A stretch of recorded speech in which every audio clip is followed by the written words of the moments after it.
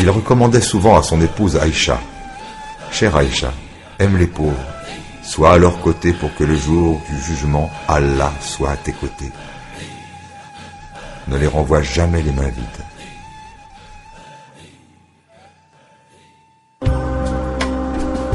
Parfois, lorsqu'elle n'avait rien à donner, il lui permettait de faire des dettes sur son compte.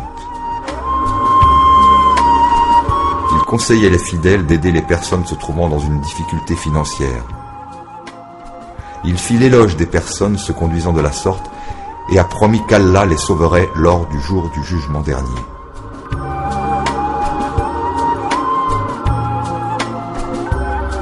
Même ses ennemis, y compris les prisonniers de guerre, ont bénéficié de son affection. Il a pardonné une femme qui avait tenté de l'empoisonner. Lors du décès de l'homme qui avait accusé sa propre femme et qui était source de dissension, il lui a envoyé sa propre chemise en tant que linceul, et il n'a pas permis aux enfants de cet homme d'avoir honte.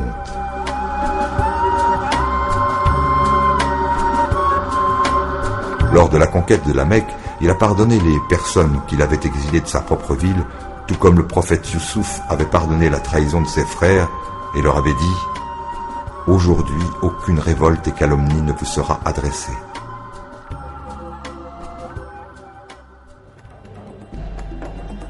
Les animaux bénéficiaient de cette affection qui avait même touché les personnes les plus mauvaises.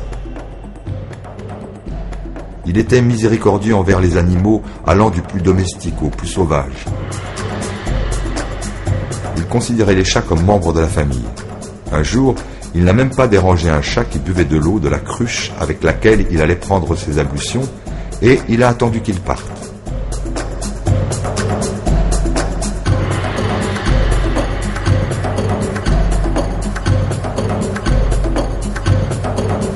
Il a raconté un jour la compassion d'une femme envers un chien perdu dans le désert. La femme qui avait vu le chien assoiffé a pris de l'eau du puits avec sa propre chaussure pour donner à boire à l'animal. Allah a pardonné tous les péchés de cette femme.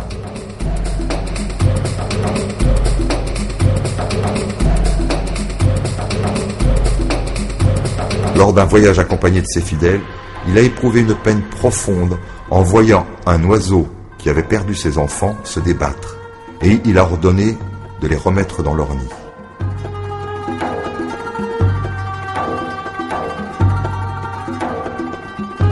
Lorsque certains nomades mirent le feu à une fourmilière, il leur dit: « Seul Allah peut torturer avec le feu. »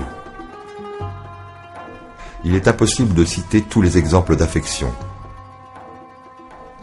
Le plus juste est encore de laisser la parole au Coran sacré, qui englobe les paroles les plus belles. Bismillahirrahmanirrahim. Laqad ja'akum rasulun min أنفسكم عزيز عليه ما عنتم. Certes, un messager pris parmi vous est venu jusqu'à vous. Il lui coûte de vous voir peiner. Il veille jalousement à votre sauvegarde et est plein de compassion et de miséricorde pour les croyants. رؤوف رحيم.